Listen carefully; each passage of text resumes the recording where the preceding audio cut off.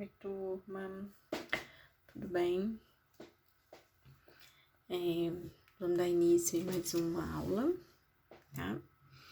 Hoje nós vamos falar um pouquinho dos métodos conceptivos e o planejamento familiar, né? Qual que é a nossa atuação dos enfermeiros na assistência da anticoncepção, que envolve necessariamente os 3 tipos de atividades? São umas atividades educativas, o aconselhamento e atividades clínicas. Essas atividades educativas, eu já falei na aula anterior um pouquinho de como a gente pode estar fazendo para estar orientando a população, se for trabalhar em PSFs, né? Como que pode estar orientando uma equipe, fazendo grupos de conversa, né? Então, eu vou oferecer os conhecimentos necessários para escolha e posterior utilização do método anticoncepcional mais adequado. É proporcionar o questionamento e reflexão sobre os temas relacionados à prática da anticoncepção, inclusive a sexualidade. Devem ser, realizadas preferencialmente em grupo, procedendo à primeira consulta. Deve ser sempre reforçadas pela ação educativa e individual, porque tem hora que a gente passou ali essa informação em grupo e as pessoas podem ficar também com vergonha de perguntar. Então, depois a gente tem que dar essa abertura para uma educação individual. Deve ter, o caráter participativo. Então, se alguma coisa dinâmica, de fácil, a linguagem pelo enfermeiro, que tenha sempre um acesso mais simples para todo mundo da população, para todos que estão ali envolvidos entender, Então, ele tem que ser de caráter participativo, permitindo a troca de informação e experiências individuais. Então, tem que ser bem elaborado, pensar como pode estar agregando o que todos falam, que todos têm interesse, que causam, que criam expectativas, com toda a população. Então, essa é uma forma muito bacana de reunir aquela população, fazendo um grupo, se conseguir, pede alguém para cada um levar um alimento, uma fruta, para que depois tenha aquela parte que você consegue conversar com a pessoa, chega no cantinho e tira algumas dúvidas com vocês, Então, isso é uma parte também que fica muito bacana se a gente conseguir envolver tudo isso. O aconselhamento. O aconselhamento não é dar conselho, que isso fique bem claro a todos, tá? Porque é muito importante que a gente saiba diferenciar, porque acaba entrando um pouquinho na vida da pessoa.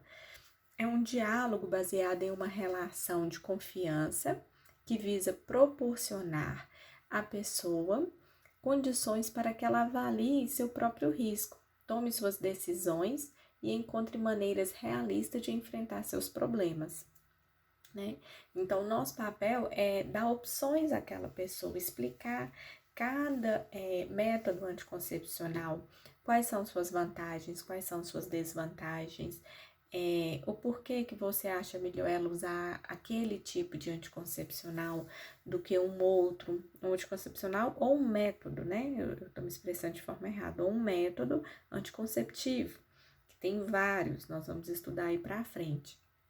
Então, assim, você vai dar opções a essa pessoa e ela vai fazer a sua própria escolha. Por quê? Ela tem que saber tomar suas decisões, encontrar de maneiras realistas e enfrentar os seus problemas, Então, o nosso papel, o papel do profissional no aconselhamento, é ouvir as preocupações do indivíduo, propor questões que facilitem a reflexão e a superação de dificuldades, promover informação, o apoio emocional e auxiliar nas tomadas de decisões para a adoção de medidas preventivas na busca de uma melhor qualidade de vida.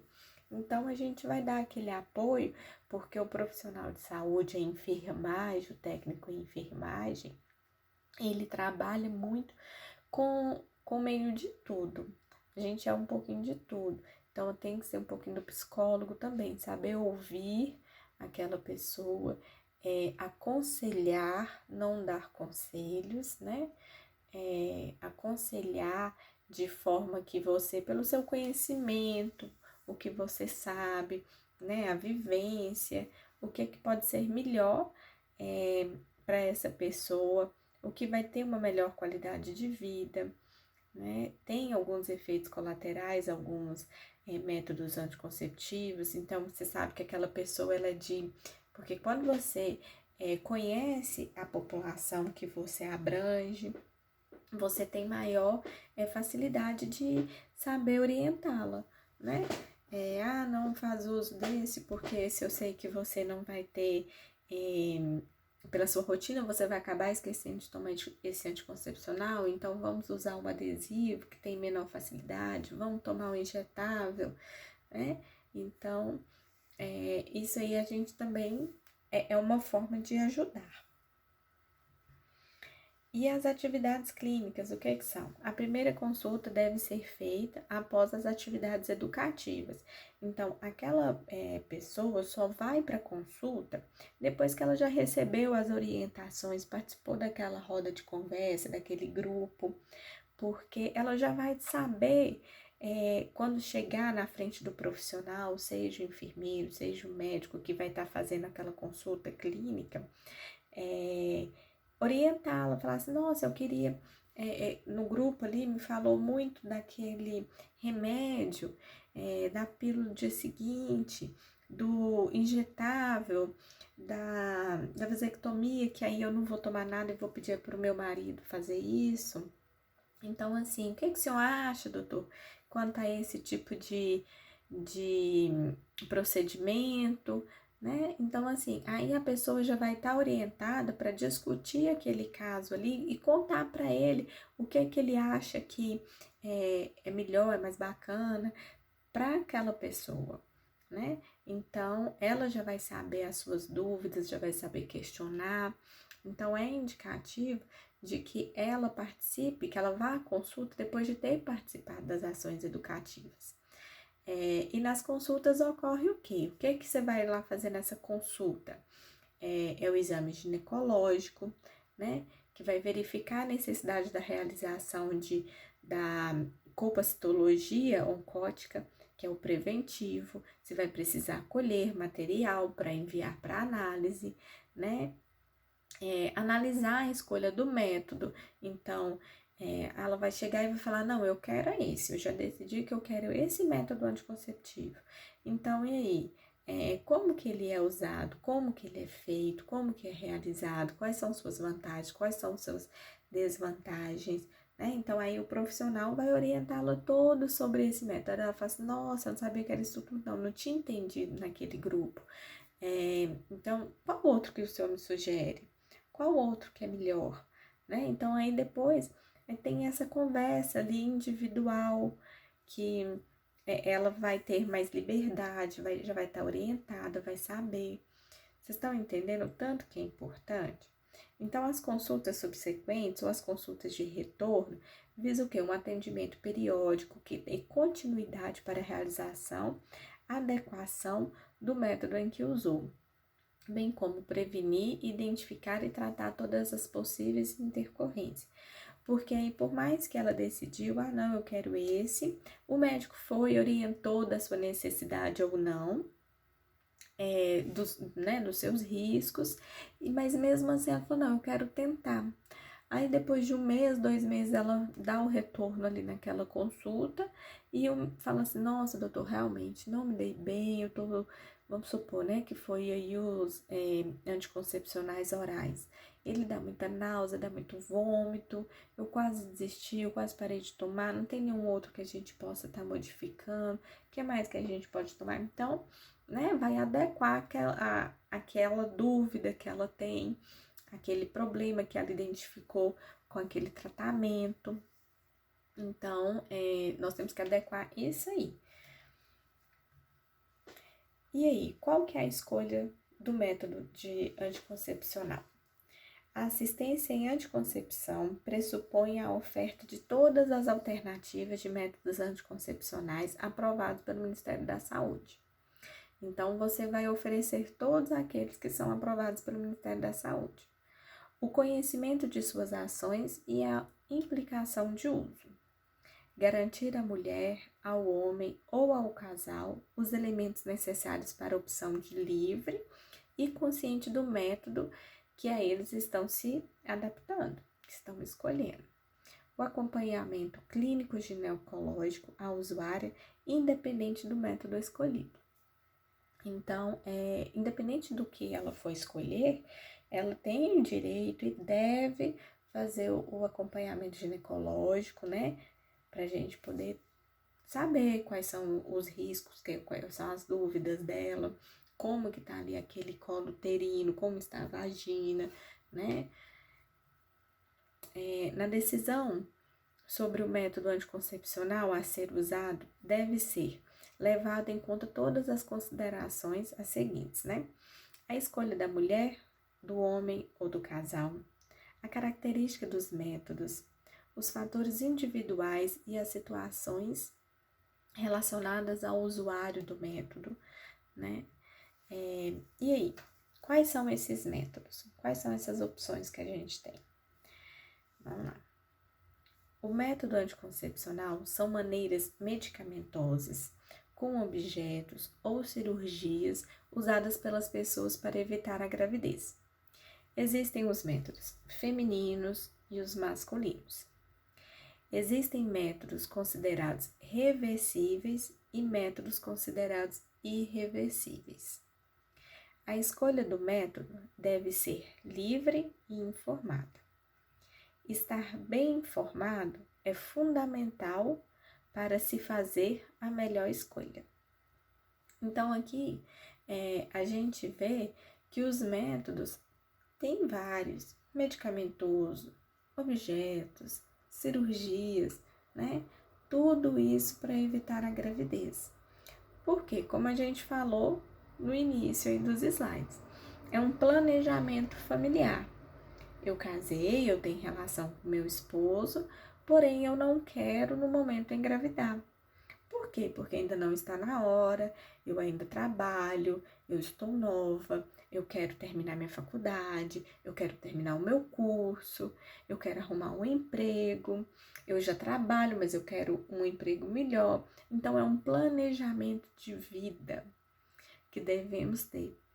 Então, as opções são para essa escolha. No momento, eu não quero engravidar, né? Então, quais são as opções que eu tenho para isso? Tem métodos reversíveis, métodos irreversíveis, que são todos avaliados, né? Porque aquela pessoa que é mais nova, idade inferior a 25 anos, ela não tem chance de fazer uma ligadura, né? O homem não tem chance de fazer uma vasectomia. O Ministério da Saúde libera, né? Mas mesmo assim tem mais critérios, nós vamos falar aí mais na frente, só a partir dos 25 anos, né? Eu acho que agora até mudou, se eu não me engano, é a partir dos 30. Mais pra frente tá falando e a gente vai ver direitinho. Agora até me confundi. Então, não existe um método melhor que o outro. Todos os métodos, gente, têm vantagens e desvantagens, né? Todos os métodos não são 100% eficazes, tem uma probabilidade de falha, tá? Até mesmo os cirúrgicos. Nós vamos ver aí que igual a vasectomia, depois que você faz a vasectomia, você ainda tem que fazer um exame, o espermograma, para a gente saber se realmente foi, né, feito certinho ali, se não tem chance de ainda estar passando os espermas. Um método pode ser adequado para uma pessoa e para outra não, né? Tem aqueles que falam, nossa, para mim foi ótimo esse método. Tá, para você, mas para mim não. Então, eu quero tentar um outro, né? Uma mesma mulher pode usar vários métodos ao longo de sua vida. Então, assim, não é porque aquele ali, daquela forma, não deu certo, que nossa, não vou tentar mais nenhum. Não, temos um leque de opções. Então você pode modificar. Ah, tem tanto tempo que eu tô com esse, mas agora que começou a me fazer mal. Não tem problema, vamos modificar. Vamos, né, adequar para estar bem. O melhor método para a mulher usar é aquele que vai deixar mais confortável e que vai melhor se adaptar ao seu modo de vida, né? Porque não adianta, gente, aquela pessoa que é muito esquecida, que já fala, nossa, eu não vou tomar corretamente esse remédio, então por que que você vai entrar com uma medicação oral que você tem que lembrar de tomar todos os dias naquele mesmo horário, né? Então aí a gente tem outros, o injetável, o adesivo, né? O DIU. Então tem outros, aquele que você vai colocar e não vai tomar mais nada. Então tem outras opções. A anticoncepção envolve também as questões culturais, éticas e religiosas. Tem religião, gente, que não aceita nenhum método anticoncepcional, né? Que não pode utilizar. Tem culturas antigas, se for escutar a história dos seus avós, que eles vão falar, nossa, isso não pode, isso é pecado, né? Então, assim, tem um leque de informações quanto a esse tipo de utilização também. É importante a mulher procurar um serviço de saúde antes de iniciar o uso de qualquer método anticoncepcional. Essa pessoa tem que ser examinada, tem que fazer exames, tem que ser orientada, né? É necessário que essa mulher faça um acompanhamento periódico para verificar se o método está sendo usado correto, se não houve nenhum aparecimento de alguma falha, né? Se ela não teve mais alguma dúvida. E aí, vamos iniciar então aos métodos, que os mais comuns, os mais utilizados, como são. O coito interrompido é quando o homem retira o pênis da vagina um pouco antes da ejaculação, também conhecido como gozar fora. É um método que não deve ser estimulado, porque é grande a probabilidade de falha. Para os homens que têm a ejaculação precoce, tem grande risco, né, de na hora que ter a vontade de gozar, não conseguir retirar o pênis e aí ter o risco de acabar ejaculando dentro da vagina, né? Para homens que não conseguem ter o controle sobre a ejaculação, aqueles ainda que estão na adolescência, que estão iniciando o processo sexual, né? A vida sexual. E o que acontece, gente? Esse coito interrompido tem grandes chances de engravidar, porque no líquido que sai um pouco antes da ejaculação pode conter espermatozoides, tá? Então, o coito interrompido pode gerar uma tensão entre o casal, pois a relação fica incompleta. Para a mulher ou para o homem, sente que aquilo está incompleto. Então, o coito interrompido não é uma situação bacana, né? Você recebe essa paciente no consultório e ela fala sobre, não, a minha prevenção com meu marido é só sobre o coito interrompido. Você vai orientá-lo, tudo bem, você, né, tem as suas escolhas, mas você sabe que naquele líquido que sai, pode ter espermatozoides, você tem chance de engravidar, porque essa é uma informação que quase ninguém sabe, né, que no líquido pode sim ter a chance de engravidar. Então, todo mundo acha que não. Então, é uma das informações que a gente tem que passar para as pessoas. Ela escolheu isso, tudo bem, mas deixa eu te informar. Quem sabe ela vai falar, é mesmo, isso não é bom, né? A relação sexual, então, sem penetração vaginal. O que é isso, né? O que envolve todas as práticas sexuais sem a penetração do pênis na vagina ou não ter relações sexuais por via vaginal ou anal. Então, você tem uma relação sexual, um carinho com seu parceiro, né? Mas não tem nenhum tipo de penetração. Você beija, você faz massagem, você acaricia, mas não tem a penetração. E o que é o LAM? Método da lactação e amenorreia. Esse método, gente, é muito interessante, eu acho, sabe? Acho bacana, acho que todo mundo tinha que saber um pouquinho dele mesmo. Trouxe para vocês. A gente não vai receber só quem está iniciando a fase de sexualidade, né? Nós vamos receber quem está amamentando, grávidas, que vão ali participar dessa roda de conversa, que vão... você trabalha em uma maternidade, que vão te questionar algumas coisas, como que ela vai fazer após, no puerpério, né? Após ter ganhado o bebê, para poder evitar nova gravidez. Não, eu quero arrumar filho, mas eu vou esperar mais um tempo. Mas eu não queria já de cara voltar com anticoncepcional. Então, a gente vai orientar lá o método da lactação e amenorreia, que é um método temporário, né, gente? Que consiste no uso da amamentação para evitar a gravidez. Então, o que é a lactência? É a amamentação e a amenorreia é a falta da menstruação. Esse método é utilizado com a amamentação, estimula a liberação de hormônios que impedem a ovulação. Então, você tem que utilizar esse método durante o tempo que está amamentando, tá? A eficácia desse método, então, depende de 3 condições.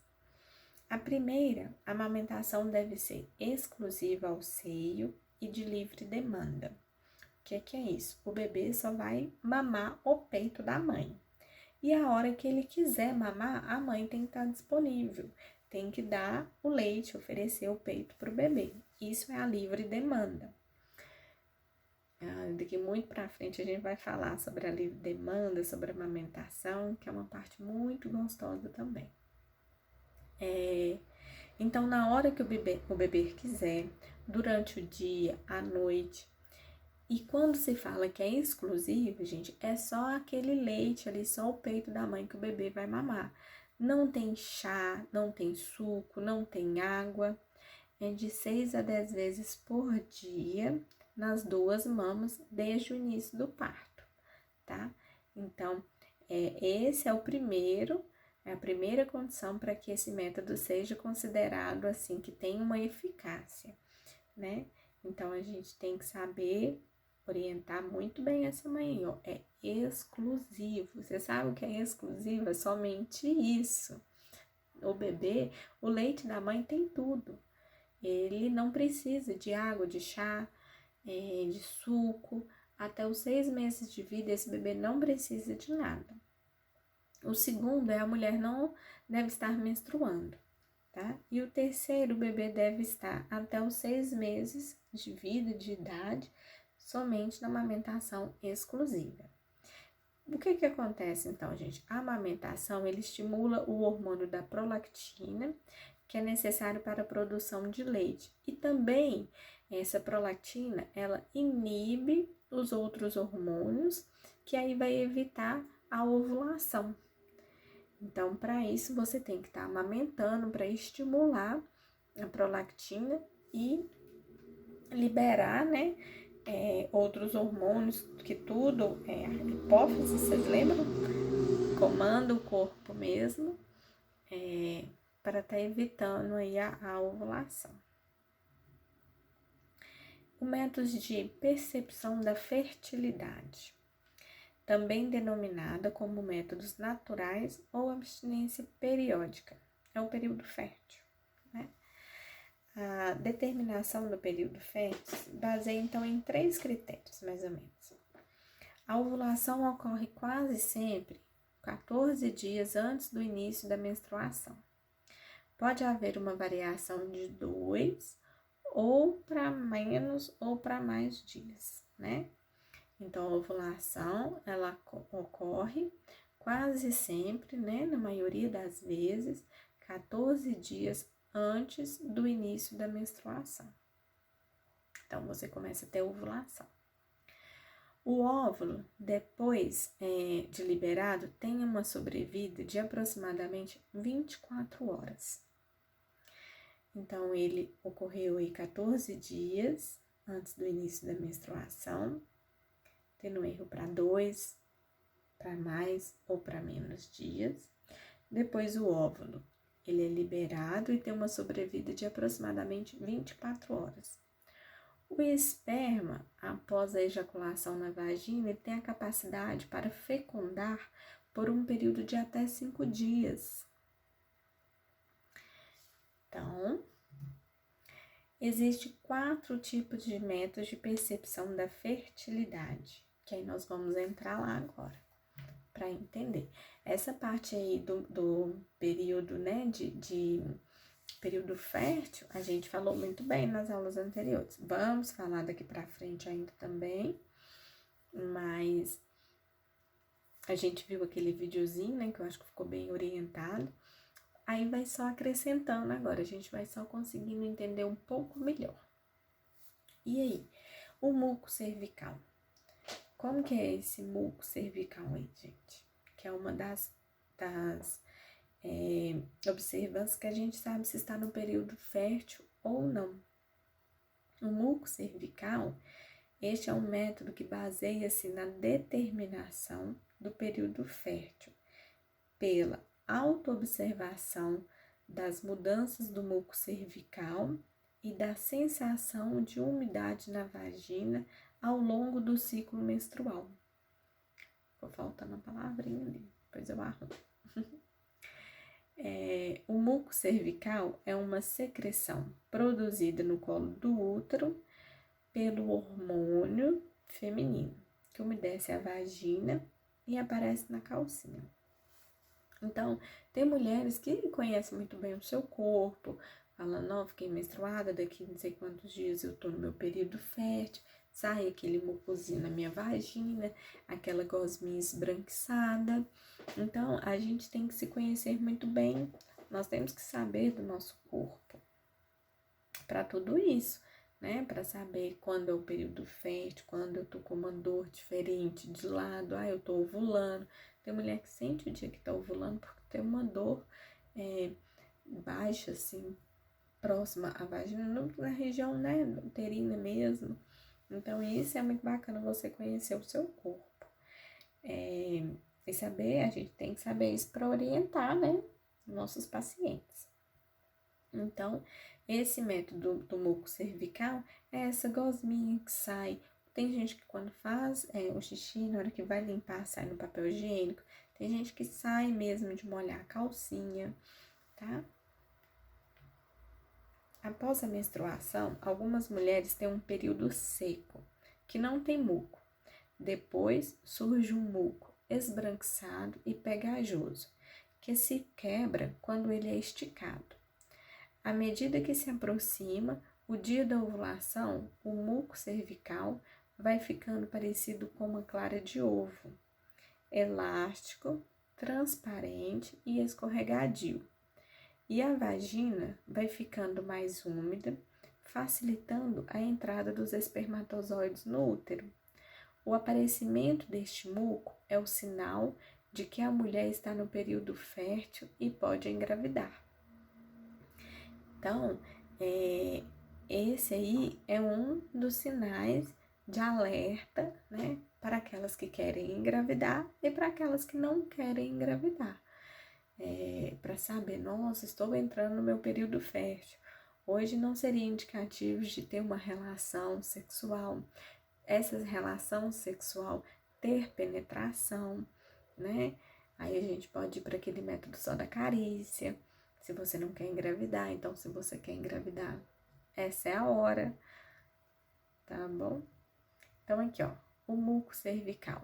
Aqui mostra pra gente, né, quando a gente fala ali que ele é esbranquiçado, aqui, ó, tá vendo?